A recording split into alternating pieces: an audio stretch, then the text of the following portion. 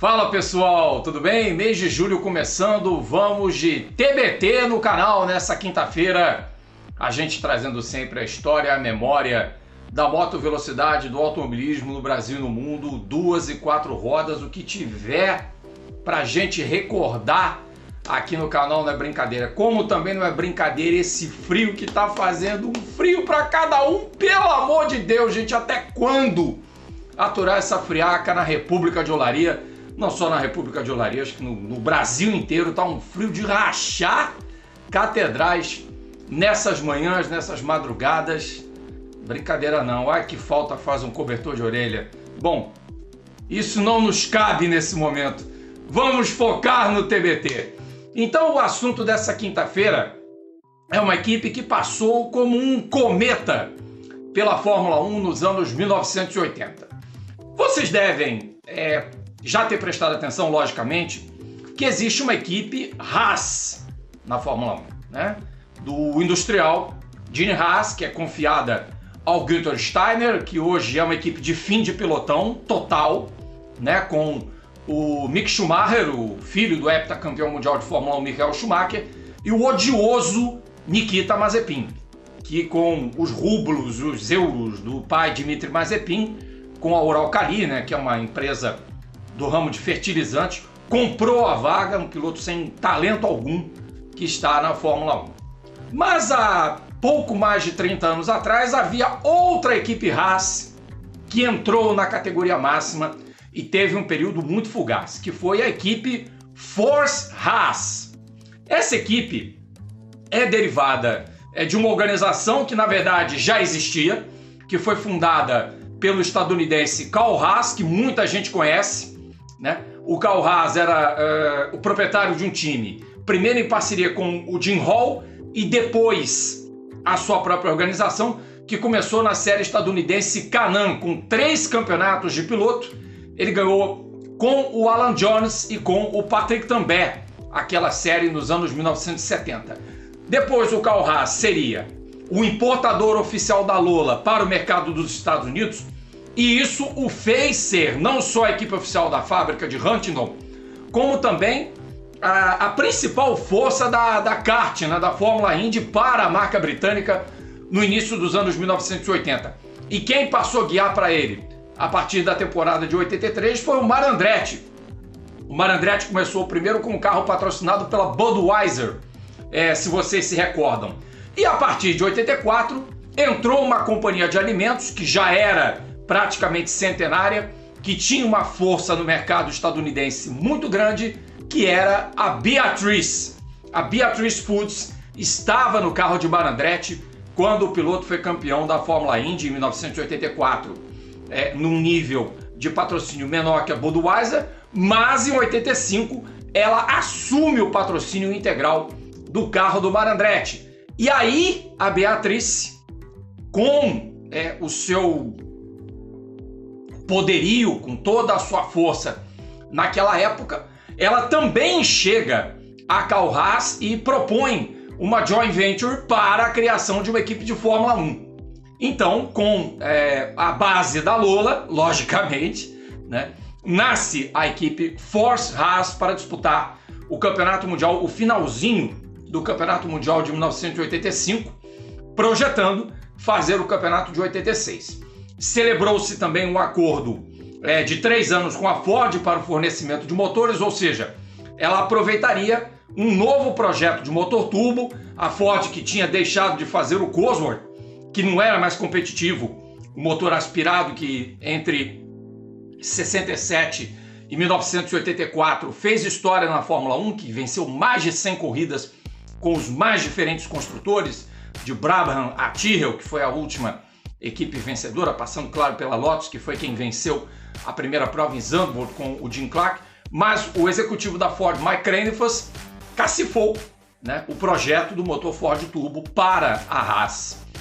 Só que no primeiro ano a Haas começou com o motor Hart, né, o motor Hart 4 cilindros, que tinha o cabeçote no bloco do motor, era um motor absolutamente engenhoso, mas logicamente que casado com o chassi THL1 Team Haas Lola, não deu muito certo não. O Alan Jones largou nas últimas 4 provas em 3.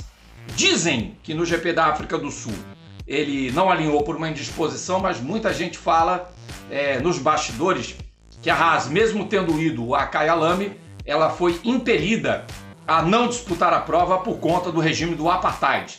A Renault e a Ligier boicotaram aquela prova disputada em 85 e ganha pela Williams com o britânico Nigel Mansell.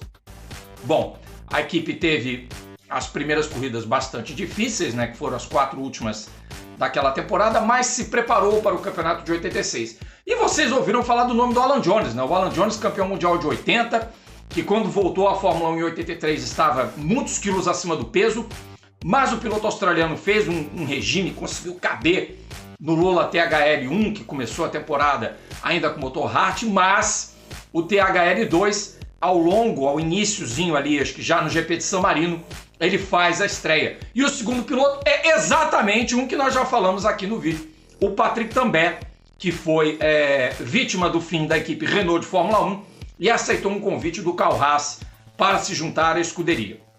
A equipe começou com toda a pompa, né, com toda a força. O patrocínio da Beatriz estava lá a todo vapor, estava em 85, começou no campeonato de 86, porém, meus amigos, minhas amigas, a diretoria foi trocada. E a diretoria trocada não quis saber mais de Fórmula 1 porra nenhuma. Cortou o patrocínio. E aí, claro, o carro continuou porque tinha que honrar a temporada, a multa rescisória foi paga e com ela cobriu-se o orçamento da temporada de 1986. Mas o mal já estava feito. Gozado que a Beatrice, acho que por conta de todo esse poderio que ela alcançou internacionalmente, porque ela começou a ter uma penetração internacional por conta dessa entrada dela da Fórmula 1, a Beatrice tinha adquirido pelo menos 2 companhias do Brasil, pelo que me lembre. Ela tinha comprado a fábrica de embutidos Wilson, né? E também os biscoitos Aliran, que é Marília ao contrário. Esses biscoitos Aliran eram famosos e vinham em algumas embalagens ali com o símbolo da Beatrice, né? Que era vermelho com o nome da companhia em branco, ou o contrário, né? Também acontecia. E isso, essa disposição da Beatrice em cancelar todo o envolvimento dela em motorsport afetou não só a equipe de Fórmula 1, como também a equipe da kart, né? Onde o Mario Andretti era o piloto principal da equipe de Carl Haas. Muito bem, o campeonato para a equipe prosseguiu, né? O Patrick Tambay sofreu um grave acidente no GP de Mônaco, num entreveiro com o Martin Brundle, e acabou sucedido em algumas corridas pelo Ed Sheever. Na verdade, acho que o acidente do Patrick Tambay de fratura foi no Canadá, em Montreal. Ele capotou em Mônaco, mas em Montreal sofreu um acidente. Em Detroit correu o Ed Sheever. E detalhe, quem poderia ter corrido na vaga que foi ocupada pelo Ed Sheever, que estava sem time em 86, foi o Michael Andretti. Por uma ideia do Mike Craner, fosse uma sugestão do Mario Andretti. Só que a FIA vetou o Michael, porque ela já desconfiava que a kart era uma categoria em ascensão, como de fato seria ao longo dos anos 80 e 90. A equipe Force Haas acabou somando 6 pontos no Campeonato Mundial de Construtores. Foram 4 pontos do Alan Jones, com um 4º lugar em Zellweg e um 6º em Monza. E o Patrick também chegando na 5ª posição em Zellweg. Não foi uma temporada legal em termos de resultado, como vocês podem perceber. Algumas classificações até ok, largadas na 3ª fila. Mas faltou competitividade. O motor Ford V6 Turbo quebrava bastante, né? O chassi THL2 ele era razoavelmente competitivo e como efeito dessa pontuação, a Haas acabou marcando mais pontos do que a Brabham e a Arrows, né? A Brabham só fez 2 pontos naquele campeonato, já estava também numa situação bem complicada, né? Tinha perdido o Hélio de Angelis, o BT55 Skate não deu certo, a Arrows teve um projeto falho, acabou terminando o campeonato em 10º com 1 ponto somado apenas, sem contar Minardi, Zack Speed e Ozella, que não tinham competitividade alguma e não pontuaram. Mas a equipe Force Haas, que tinha, inclusive entre seus nomes, gente como o Ted Meyer, que era uma herança da McLaren, o Tyler Alexander, que também trabalhara na McLaren, fora outras figuras de proa, inclusive um certo Ross Brown, que estava começando sua carreira no automobilismo. E aí a equipe já estava começando a desenvolver o THL3 em 1987. Vocês sabem quem era o designer do carro para aquela temporada? Um tal de Adrian Newey. Antes dele começar na equipe Marsh Leyton House, o Adrian Newey poderia ter estreado na Fórmula 1 com o THL3. O detalhe é que, sem grana, a equipe Force Haas foi obrigada a encerrar suas atividades.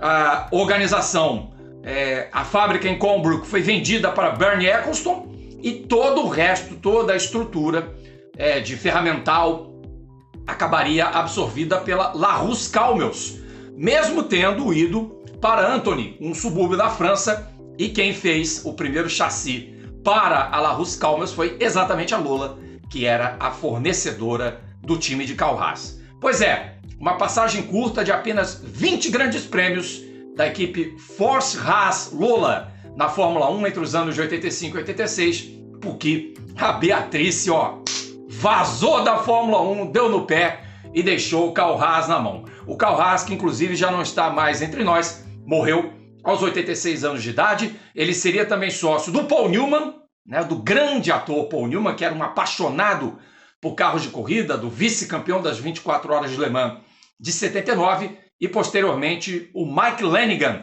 acabaria sendo sócio da escuderia já nos tempos da kart e posteriormente na Indy, na IRL, quando a equipe encerrou suas atividades depois do falecimento do Paul Newman. O Mike Lanigan hoje é sócio do Bob Rahal e do Dave Letterman, a RLL, Rahal, Letterman, Lanigan.